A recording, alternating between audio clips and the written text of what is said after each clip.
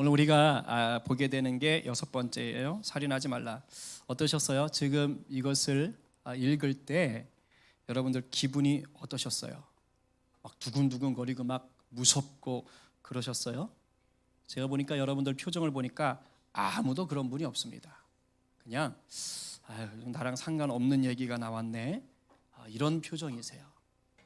만약에 저런 구절이 아니었고 뭐 없어요. 성경 구절에 없는데 만약에 이런 구절이 있었다라고 한번 해봅시다.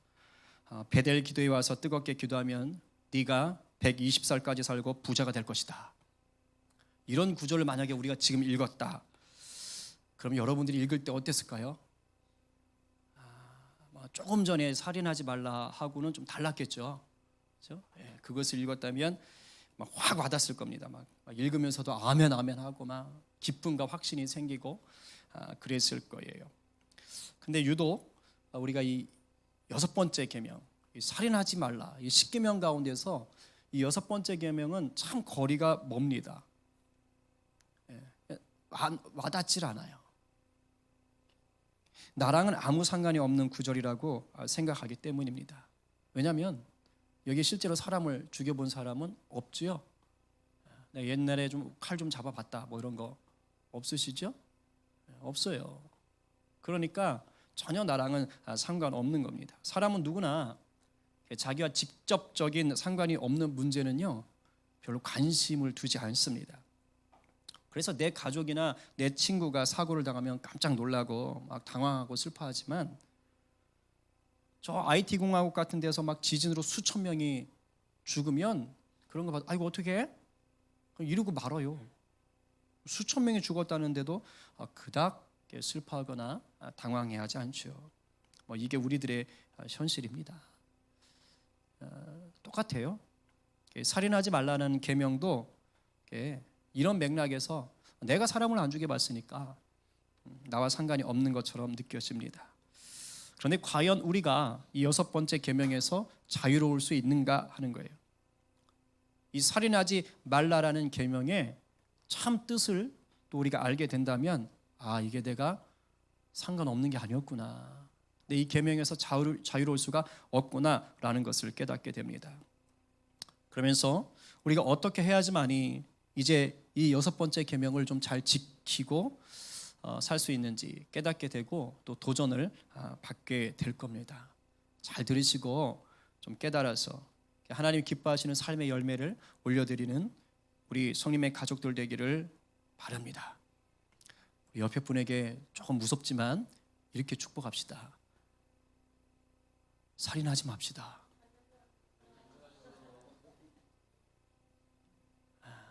이렇게 얘기하는 이유가 있어요. 이제 알게 될 겁니다. 자, 살인하지 말라는 계명을 생각할 때 우리가 제일 먼저 생각하는 거는 내가 누구를 죽여야 되나? 이런 거예요. 내가 누군가를 죽이는 상황을 가정하게 됩니다. 그게 고의적이든 계획적이든 또는 감정적으로 타인을 죽였든지 간에 그럴 때가 살인이라고 우리는 생각을 해요. 맞습니다. 그런 경우가 우리가 쉽게 살인이라고 생각하고 그럴 때 이제 살인하지 말라는 계명이 해당된다라고 생각을 하죠. 근데 조금 더 확대해 보면 이게 그렇게 만만한 문제가 아니에요. 쉽게 판단하기 어려운 상황들도 생깁니다. 몇 가지 한번 질문을 드려볼게요. 퀴즈입니다. 맞춰보세요. 자, 내가 친구랑 놀고 있었어요. 내 친구랑 노는데 사소한 일로 말다툼이 일어났습니다.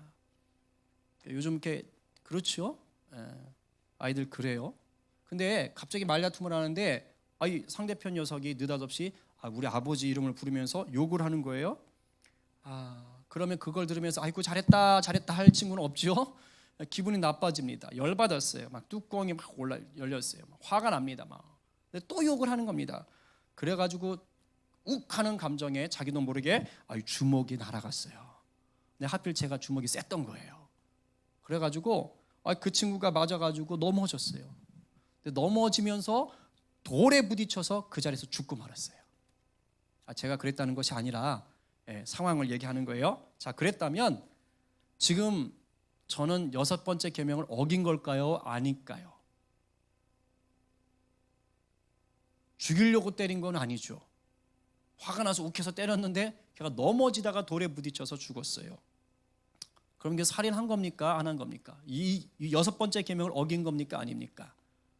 예, 어긴 게 됩니다. 이 정도는 이제 좀 이렇게 감이 오실 거예요. 그렇죠? 자, 그러면 실제로 사형 제도가 있는 나라의 교도관입니다. 제가 지금 사형 집행이 이루어지는 거예요. 그래서 사형수가 있어서 형을 집행했어요.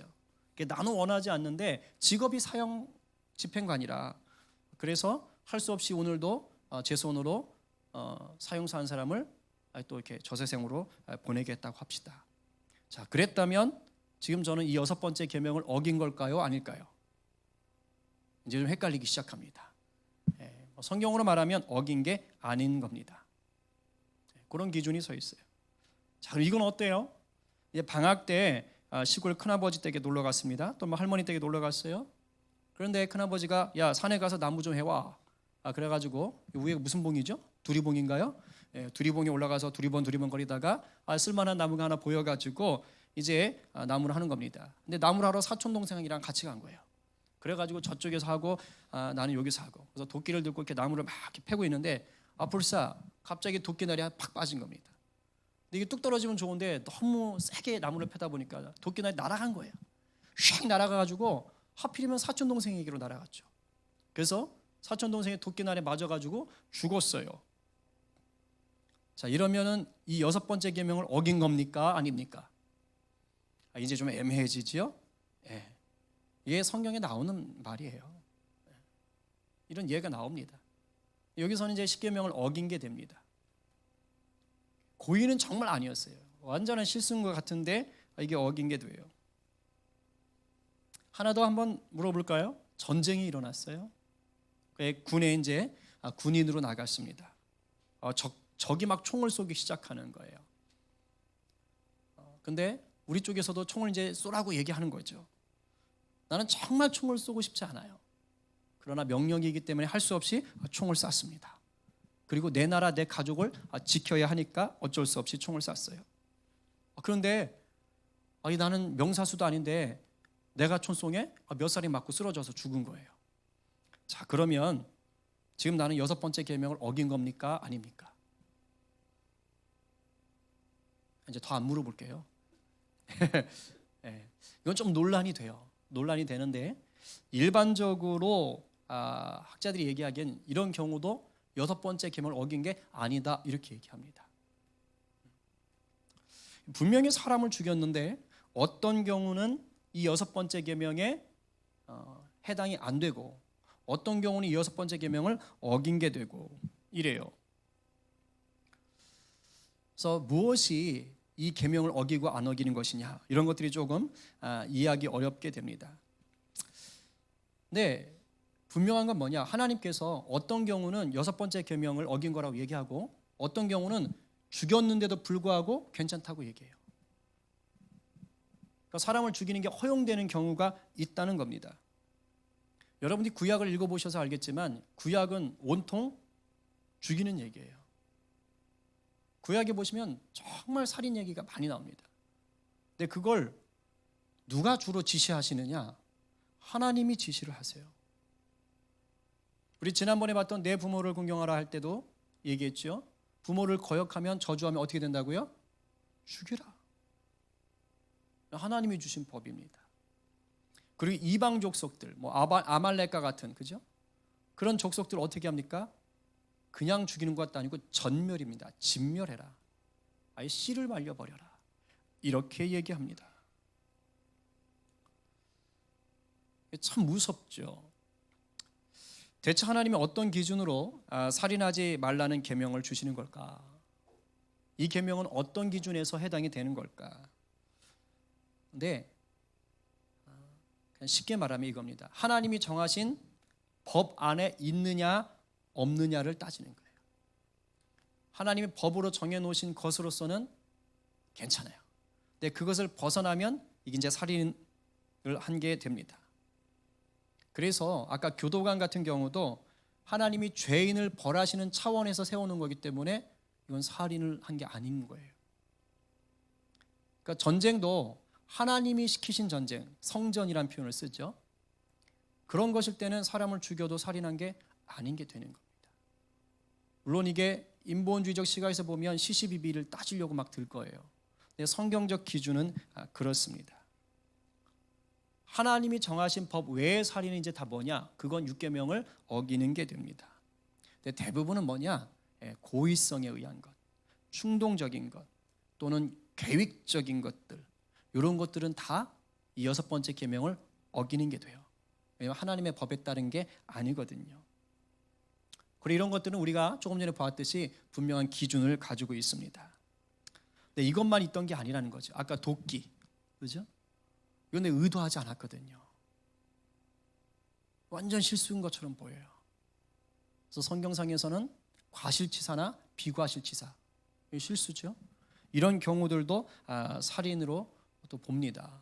왜냐하면 하나님 정하신 법이 아닌 거예요. 논리로 따지면 그 도끼를 그 전에 점검을 했었어야 된다는 거예요. 의료사고 같은 것도 살인으로 봅니다. 충분한 의학적 지식이 없었거나 제대로 준비하지 않았거나 이런 것들을 또 따져 들어갑니다. 그래서 기준을 어떻게 잡느냐에 따른데 이런 걸 일일이 따지는 것은 뭐 다음에 제가 좀 강의 시간이 있으면 그때 설명하도록 하고, 오늘은 하나님께서 이 6번째 계명을 제정하신 근본 이유에 대해서 좀 살펴보려고 해요. 왜냐하면 이 근본 이유를 이해하게 되면 그 다음에 이것이 뭐 살인이냐 아니냐 해당되냐 마냐에 대해서 별 고민하지 않아도 됩니다. 본질을 잘 잡으면 그 나머지 것들에 대한 기준이 잘 설 수가 있어요. 자, 그러면 왜 하나님께서 살인하지 말라라는 계명을 우리에게 주셨는가? 왜일까요? 왜인 것 같습니까?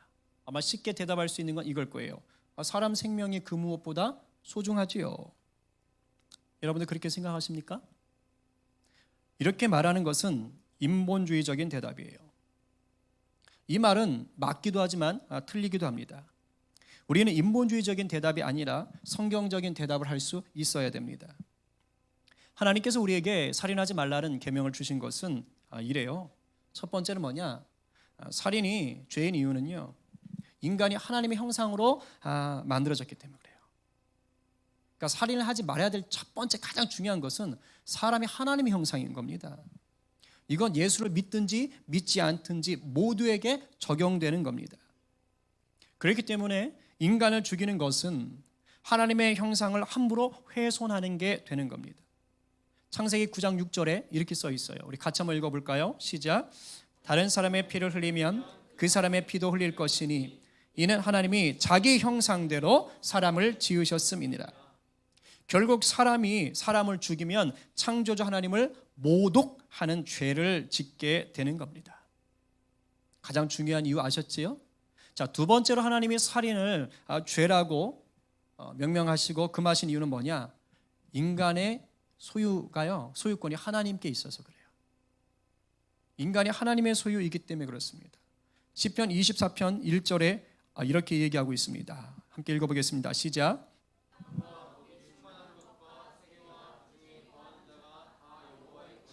네, 그럼 여기에 사람도 포함이 되겠습니까? 안 되겠습니까? 당연히 포함되겠죠. 이 땅의 모든 것들이 하나님의 것이라는 거예요. 특별히 그 중에서도 우리 사람은 하나님이 흙으로 빚으신 후에 그 코에 무엇을 넣었습니까? 생기를 불어넣었어요. 그래서 생명이 되게 하셨습니다. 다른 피조물들에 비해서 특별하게 지어졌습니다. 그래서 하나님이 그 생기를 주신 후에 뭐라고 했어요? 사명을 맡기셨습니다. 영광을 위해서 살아가게 하셨어요. 그렇기 때문에 사람이 사람에 대해서 살인을 한다, 이것은 내 소유가 아닌데 그것을 훔치는 것과 똑같습니다. 일종의 도둑질이지요. 그 어떤 인간도 하나님에게 소유권이 있는 사람을 죽일 수 있는 권리가 없습니다. 이 두 가지 이유를 통해서 우리가 살인 문제에 대해 기독교적인 시각을 찾을 수가 있어요. 인본주의와 다른 기준이 뭐냐? 결정적 차이는 인간의 생명이 최고의 선이나 최고의 목적이 되어서는 안 된다라는 거예요. 근데 인본주의자는 어떻게 한다고요? 인간의 가치, 인간의 생명이 그 무엇보다 우선한다라고 보는 거예요. 그래서 살인이 안 된다 그러는 거예요. 그런데 인본주의자들은 아예 죽이는 행위 자체를 거부하려고 하죠. 왜? 인간의 생명보다 소중한 것은 아무것도 없다. 즉 하나님도 그 밑에다 두는 겁니다. 그래서 살인죄들을 없애라 하는 게 좋은 의미 같기도 하지만 일종의 그런 개념입니다. 인간보다 귀한 게 없는데 어떻게 죽여?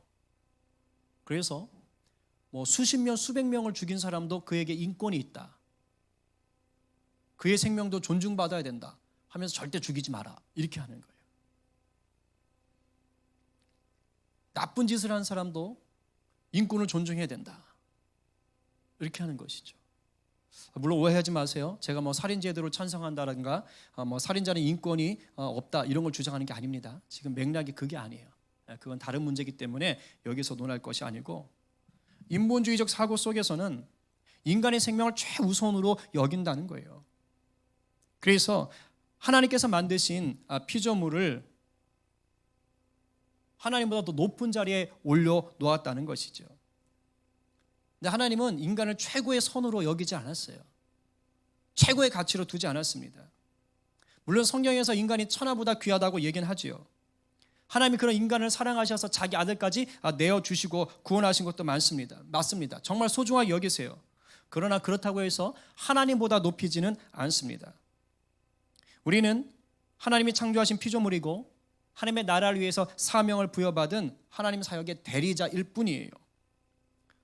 그렇기 때문에 우리가 하나님보다 높아질 수가 없습니다. 제가 왜 이 얘기를 하냐면 이것이 바뀌었기 때문에 오늘날 수많은 문제가 일어나는 거예요. 인본주의자들이 그렇게 인간의 생명이 귀하다, 인간의 가치가 존중되어야 된다라고 부르짖는데 실제적으로는 이 세계가 어떠냐 이거예요. 그들이 부르짖는 것이 이루어졌습니까? 그렇지 않아요. 인간의 생명을 무엇보다 소중히 여기지만 갈수록 살인이 늘고 있습니다.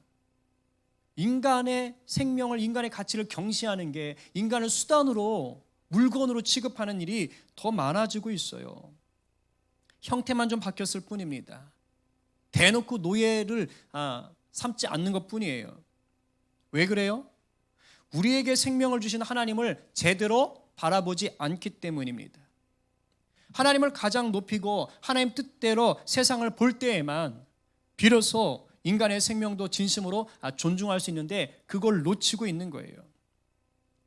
만약에 모든 사람들이 야 사람은 하나님의 형상이다 라고 깨닫고 알고 믿고 있다면 어떻게 사람을 죽입니까? 하나님의 형상인데.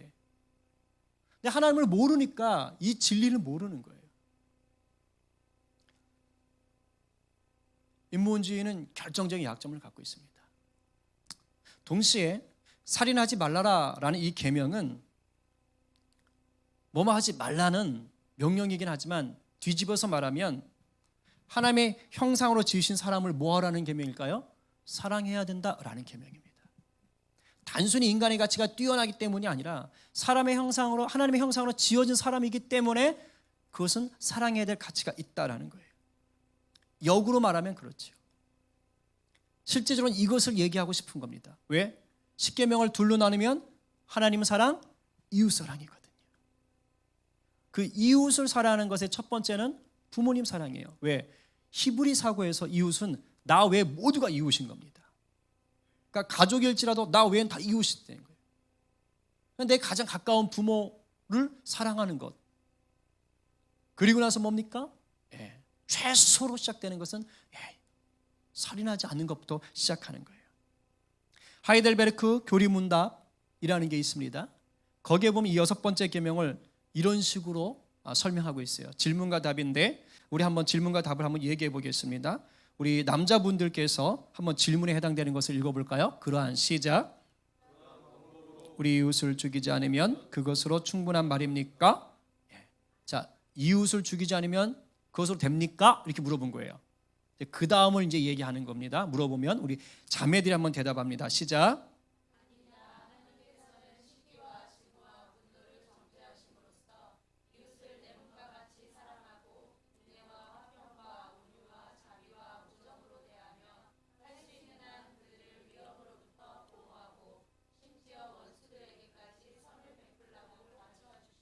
예, 단순히 살인하지 말라 해서 멈춰서는 안 된다라는 걸 지금 얘기하고 싶은 거예요. 이 6번째 계명이 실제로 어디로 흘러가야 되는지를 보여주고 있는 것입니다. 결국엔 살인하지 말라는 것은 이웃을 사랑하라는 그 명령을 지키기 위한 최소한의 시작점이 되는 거예요. 그러니까 단순히 나는 살인을 하지 않았으니까 괜찮아, 여기에 머물지 말라는 것이에요. 그것이 아니라 살인하지 말라는 그 시작부터 이제는 이웃을 사랑하는 곳으로 네가 나아가야 된다라고 얘기하고 싶은 겁니다. 하이델베르크 문답이 이렇게 얘기하는 것은 바로 누구의 말씀을 끌어왔기 때문일까요? 예수님의 말씀이에요. 구약에서는 많은 부분에 있어서 살인 그 자체를 얘기하고 있지만 신약에 오게 되면 예수님이 이 살인하지 말라는 계명의 진짜 뜻을 밝혀 보여주십니다. 그게 마태복음 5장 21절 22절 말씀입니다. 아주 중요한 말씀이죠. 우리 한 목소리를 읽어보겠습니다. 옛사람에게 시작. 옛사람에게 말한 바 살인하지 말라. 누구든지 살인하면 심판을 받게 되리라 하였다는 것을 너희가 들었으나 나는 너희에게 이르노니 형제에게 노하는 자마다 심판을 받게 되고 형제를 대하여 나가라 하는 자는 공회에 잡혀가게 되고 미련한 놈이라 하는 자는 지옥불에 들어가게 되리라. 저는 저기서 나가라 이거를 옛날에 바깥으로 나가라 이런 거 줄 알고 어릴 때는 잘못 쓰였나 보다 이렇게 생각했는데 헬라입니다. 나가라 이렇게 말하는 것은 뭐냐면 이 바보 멍충아 이런 뜻이에요. 욕하는 겁니다. 욕하는 거예요. 지금 아이들 하는 욕에 비하면 애교 수준이죠.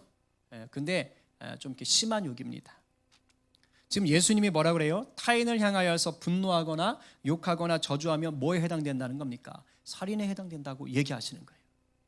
심지어 거기에는 극심한 형벌도 있다라고 얘기하는 겁니다. 예수님이 왜 이렇게 말씀하십니까? 겉으로 드러난 살인만 살인이 아니다라는 거예요. 그 전까지는 내가 직접 사람을 죽여야 하지만이 살인이라고 생각했는데 예수님 그거 아니야 라고 얘기하는 거예요. 우리 인간은 영적인 존재이기 때문에 마음에 미움을 가지고 행하는 모든 행위가 살인에 해당한다라고 말하는 겁니다. 내 마음에 분노를 품고 저주하고 욕을 하는 것은 다 어디에서 시작합니까? 마음에서 시작하는 거예요. 그리고 감정을 통제하지 못해서 일어나는 현상들입니다. 아무리요 충동적으로 내가 살인을 저질러도 그 살인을 저지르기 전에 뭐가 일어나요? 분노가 일어나게 돼 있어요. 분노가 일어나면서 그 다음이 주먹이 나가고 폭력이 나와서 살인이 되는 겁니다. 결국에 이 미움과 정죄의 마음이 하나 둘씩 행동으로 드러나기 시작하면 나중에 뭐까지 가는 거예요? 살인까지 가게 되는 겁니다. 여러분 매스컴에서 요즘 접하는 많은 살인이 우발적인 게 또 많지 않아요. 계획적인 게 굉장히 많죠. 아주 무서운 거예요. 이게 다 무슨 말이에요? 마음으로 무슨 생각했다는 거예요? 죽일 생각을 했었다는 겁니다. 예수님이 지금 다 그거 꼬집고 있는 거예요. 자, 이런 기준으로 우리를 보게 되면 어떻게 됩니까? 큰일 났죠 이제. 우리 중에 살인자 아닌 사람이 없어요. 이 예수님의 기준으로 잣대를 딱 댔을 때 저는 살인자 아닙니다. 손 들어 보십시오. 아마 오늘도 여기 오시기 전에 누군가를 향해서 막 화를 내고 막 저주를 퍼붓고 삿대질하고 오셨을 수도 있어요. 마음속으로 그랬을 수도 있어요. 막 증오심을 갖고 있을 수도 있어요. 그렇다면 뭡니까? 예수님 기준으로 하면 살인한 거예요. 살인한 거. 칼 바르트라는 아주 유명한 신학자가 있는데 이런 말을 했어요. 잘 들어보세요. 우리 대부분은 마음속에 살인자를 품고 있다. 하나님이 그리 명하셨는지 그저 주변 상황이나 규범 탓인지 처벌에 대한 두려움 때문인지는 몰라도 그 살인자는 사슬에 묶여 억눌려 있다. 그러나 그는 감옥 안에서 살아 날뛰고 있어서 언제라도 튀어나올 준비가 되어 있다. 무슨 말이에요? 내 안에 언제 곧 살인할 수 있는 위험성이 있다는 거예요. 이 죄 가운데 있는 인간의 본성을 아주 예리하게 꼬집은 말이에요. 그런 점에서 우리는 뭡니까? 예비 살인자인 거예요. 근데 예수님은 그것을 이미 너희가 살인한다라고 얘기하는 것이고, 저는 이 부분에 대해서 우리가 좀 접근했으면 좋겠어요. 우리가 이런 무서운 근본적인 살인죄, 예수님이 지적하신 이 살인죄에서 좀 벗어나고 깨끗하게 살려면 어떻게 해야 되는가? 그게 아까 바로 제가 얘기했던 두 가지로 회복해내는 겁니다. 인본주의적인 시각이 아니라 성경적인 시각으로 회복하는 거예요. 그 첫 번째가 하나님을 최고로 높이는 삶을 계속 훈련하셔야 되는 겁니다. 나뿐 아니라 우리가 사는 이 사회가 하나님을 최고로 높이는 사회가 되도록 또한 힘써야 돼요. 이게 안 되고 있어서 문제인 거예요. 하나님보다 더 좋은 것들이 많은 거예요. 특히 뭐예요? 돈. 오늘날 수많은 살인들이 어디서 연결됩니까? 돈 때문에 나오는 겁니다. 하나님 위에 돈을 두니까 사람을 대놓고 죽이기도 하지만 마음으로 얼마나 죽입니까? 사람 취급도 안 하잖아요. 물건 취급하잖아요. 이런 것들이 다 뭡니까? 하나님을 최고로 높이지 않아서 나오는 것입니다. 십자가의 사랑을 경험하지 않으면 결코 참된 사랑을 베풀 수도 없고 참된 긍휼과 용서도 베풀 수가 없습니다. 우리 다시 한번 이 살인과 관련된 계명 속에서 내 삶이 또한 이 사회가 하나님만 높이게 되기를 이 밤에 간절히 구하시기를 바랍니다. 두 번째는 뭐냐? 성령의 다스림을 간절히 구하셔야 됩니다. 좀 추상적인 개념을 제가 자꾸 얘기하지만 이게 안 되면 안 돼요. 왜냐하면 내 의지로 마음에 선한 생각을 품거나 선한 행동을 행할 수 있는 게 아니에요. 잘 돼가도 어느 순간에 무너질 때가 있어요. 왜냐하면 우리 안에 뭐가 있어요? 쓴뿌리가 있어요. 배신감이 있어요. 열등감이 있습니다. 막 복수심이 있어요. 이런 것들이 저마다 다 둥지를 틀고 있거든요. 근데 성령의 지배를 받지 못하면 어떻게 되느냐? 이게 기회가 딱 맞으면 훅 올라오는 겁니다. 그래서 우리는 하루에도 수십 번씩 성령의 지배가 없으면 나를 저주하게 되고 나를 힘들게 하는 사람을 또 저주하게 되는 겁니다. 하루에도 몇 번씩이나 마음으로 살인을 저지르는지 몰라요. 근데 정말 조심해야 될 건 이게 한 걸음만 더 나가면 진짜 살인이 될 수가 있는 겁니다. 어쩌면 하나님이 지금까지 막아주셔서 살인이 안 일어났을 수도 있는 거예요. 아니면 살인을 당할 수도 있었겠지요. 여러분 주위에서 그런 사람들 못 봐요? 너무 감정을 극해가지고 막 죽이겠다고 달려올 때 그 하나님 막아주지 않았으면 내가 어떻게 됐을지 모르는 일이거든요. 이 성령의 다스림 안에 있는 것은 굉장히 중요한 겁니다. 그러나 성령이 나를 강권적으로 끌어가시면 그런 경험 다 해보셨을 겁니다. 내 안에 악한 생각이 솟아나가도요 성령께서 안 돼! 이렇게 하십니다. 저도 그런 경험 많이 해요. 내 안에 나쁜 생각들, 누구를 좀 이렇게 저주하고 싶은 생각들, 제가 좀 착한 것 같지만 저도 그닥 인간이 아니에요. 그럼 저도 기분 나쁠 때 있습니다. 그런 속에서 욱할 때 있습니다. 근데 재밌는 건 옛날하고는 많이 바뀐 게 그럴 때마다 성령께서 다뤄주셔요. 다뤄주십니다. 그리고 어지간한 상황은 웃어넘길 수 있도록 해주세요. 목사라서 그런 게 아니고 주님과 교제하는 시간이 계속 많아져서 그런 겁니다. 어쨌거나 말씀 보려고 하고 묵상하고 살아보려고 하고 기도 수간 붙잡고 있고 그러니까 성령께서 계속 만져주시는 거예요. 그러니까 내 안에 있는 상처들이 성령 안에서 다뤄지는 겁니다. 그리고 성령께서 미리 방어해 주세요. 문제 상황들을 방어해 주십니다.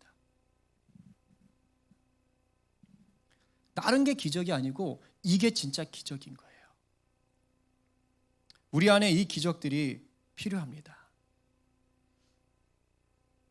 하나님을 높이고 성령의 다스림을 받는 것. 오늘 이것을 여러분들이 좀 간절히 구하셔야 돼요. 사순절을 보내면서 우리를 죽기까지 사랑하신 그 주님의 사랑이 내 안에서 하나님을 높이고 성령의 임재를 구하는 것으로 나와야 됩니다. 그래야지만이 나는 죽고 예수로만 살 수 있는 은혜의 길이 열리게 됩니다. 이게 안 되면 우리는 날마다 뭐하고 산다고요? 나는 날마다 죽노라가 아니고 나는 날마다 죽이노라가 되는 거예요. 살인자로 살아가는 겁니다. 그리고 이 민족과 열방을 위해서 정말 기도 많이 하셔야 돼요. 보통 문제가 아닙니다. 보통 문제가 아니에요. 마귀가 온통 다 속이고 있어요. 이 인본주의라는 이름으로 마치 인간의 가치와 생명을 최고로 지키고 있고 보호하고 있는 것처럼 이 시대를 위장해 버렸어요. 그런데 실제는 안 그렇다는 거예요. 여러분들이 살면서 많은 사람들을 보면서 정말 그들을 인격적으로 존중하고 하나님의 사랑으로 대하십니까? 우리조차도 그게 안 될 때가 많잖아요. 그러니 예수 안 믿는 자들은 오죽하겠습니까? 요즘 계속 그 언론에 터져 나오는 그 사건들 보세요. 다음 주에 하게 될 것과 딱 계명과 딱 맞아 떨어지긴 하지만 결국에는 뭐예요? 아까 제가 그랬죠? 살인하지 말라는 인간을 사랑하는 최소의 명령 시작점이라고. 여기부터 시작해서 가늠하지 말라, 도적질하지 말라, 이게 다 나오는 거예요. 이웃사랑을 향해서 달려가도록. 이 부분이 안 되니까 그렇게 사람을 함부로 다루는 것이고 성노예로 삼는 것이고 돈의 노예로 삼는 것이고 권력 가지고 함부로 짓밟는 거잖아요. 특별히 주님 저는 좀 괜찮은 것 같습니다 하는 분들은 더 중보기도 많이 하세요. 이 사회가 공중권세 잡은 마귀가 붙잡고 있어요. 어떻게 돼요? 성도들이 합심해서 기도로 싸우는 거예요. 그건 공중권세 잡은 마귀를 대적하는 건 다른 거 아닙니다. 기도로 싸워 뚫어내는 거예요. 그리고 그 다음에 뭐예요? 실천이에요. 근데 기도로 싸워야지만이 내가 힘이 생겨요. 기도하지 않으면 내가 말려 들어갑니다. 왜 가끔 싸움 말리러 갔다가 한 대 맞고 이 자식이 나를 때려? 이래서 막 같이 싸우는 사람 있잖아요. 그런 거하고 똑같은 거예요. 우리 성림교회가 그런 교회가 됐으면 좋겠어요.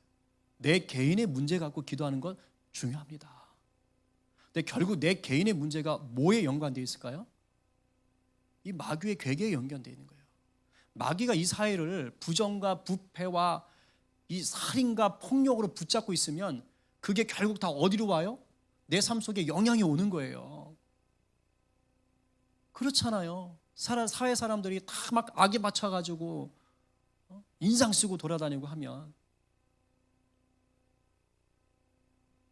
저 예전에 그런 적도 있어요. 지나가다가 그냥 이렇게 쳐다보고 갔는데 맞았어요. 왜 째려보냐고. 내가 사시도 아닌데 나는 봤을 뿐이고 그리고 지나갔어요. 근데 야 이 자식아 너 이리 와봐. 왜 째려봐. 그리고 때리는 거예요. 어릴 때 일이긴 한데 비일비재합니다. 비일비재해요. 진짜 기도 많이 해야 돼요. 요즘 딸 가진 부모들은 딸 함부로 어디 보내겠습니까? 무서워서. 저는 저희 아들이 좀 잘생겨서 아들도 걱정이 돼요. 농담으로는 아니고 정말로 그래요. 그래서 우리 성림 교우들이 좀 마귀하고 싸우는 그런 하나님의 군대가 됐으면 좋겠어요. 아셨어요? 근데 제가 참 감사한 게 있습니다. 아까 예배 드리기 전에도 하나님이 주시는 마음이 뭐냐면 그렇게 우리 교회가 훈련되고 있다라는 마음이에요. 그렇게 예배하고 있고 우리가 세워지고 있다. 여러분 그럴 때 강해집니다. 그리고 그럴 때 개인의 문제들이 해결돼요. 하나님이 알아서 만져주십니다. 살인에 대한 문제는 단순히 내가 누구를 죽이네 안 죽이네 문제가 아닌 거예요. 내 안에 어떤 마음이 있는가? 예수 그리스도의 그 사랑의 강력한 마음이 있어서 그것을 이 세계 가운데 내가 내 삶의 주변 가운데 흘려보내고 있는가? 오늘은 특별히 이 공중권세 잡은 이 사회에 있는 살인의 영들, 마음의 살인도 해당되는 겁니다. 그것들과 싸우시고 여러분 안에 혹시 분노, 특히 분노 있는 분들이 있어요. 화가 있는 분들, 근데 자기 자신에 대한 쓴뿌리 있는 분들, 살인입니다. 그 마귀가 한 번만 툭 치잖아요. 그럼 바로 살인으로 연결되는 거예요. 오늘 성령 앞에 맡기십시오. 특히 분노의 영 다루지 않으면 아주 위험합니다. 그래서 그 부분을 다루고 가족 가운데 분노의 영이 있는 분들이 있으면 기도하세요. 만져주십시오. 만져주십시오. 그리고 분노의 영이 있는 곳에 가실 때마다 예수 그리스도의 이름으로 선포하셔야 돼요. 장악하셔야 돼요. 여러분들이 예수 그리스도의 이름을 믿는 분이라면 먼저 선포하고 가세요. 저는 자주 그럽니다. 험악한 사람들이 있는 데 가면요, 막 기도하고 선포하고 갑니다. 왜? 제가 살아야 되니까 막 선포하고 가요. 그럼 하나님께서 일을 하십니다.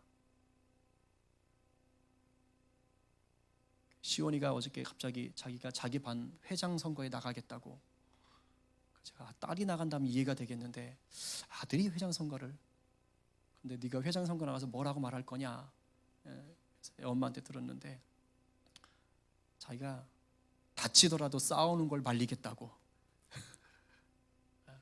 자기가 다치더라도 싸움이 일어난 걸 말리는 그런 반을 만들겠다. 많이 맞을 것 같아요. 근데 그 말이 개인적으로는 제 마음에 많이 와닿습니다. 많이 와닿았어요. 하나님 주시는 마음인 거예요. 싫어하는 거예요. 그런 폭력이라든가 그런 것들. 내 마음 가운데는 사랑의 마음, 평화의 마음이 있기를 원하는 거예요. 그 반 안에, 아이들 안에. 요즘 아이들 얼마나 그렇게 위험합니까? 그래서 좀 기도했으면 좋겠어요. 개인의 심리적인 문제도 문제지만 이 사회를 잡고 있는 공중권세죠. 오늘 좀 세게 기도하셔야 될 겁니다. 이 시간 좀 같이 찬양하고 기도하겠습니다.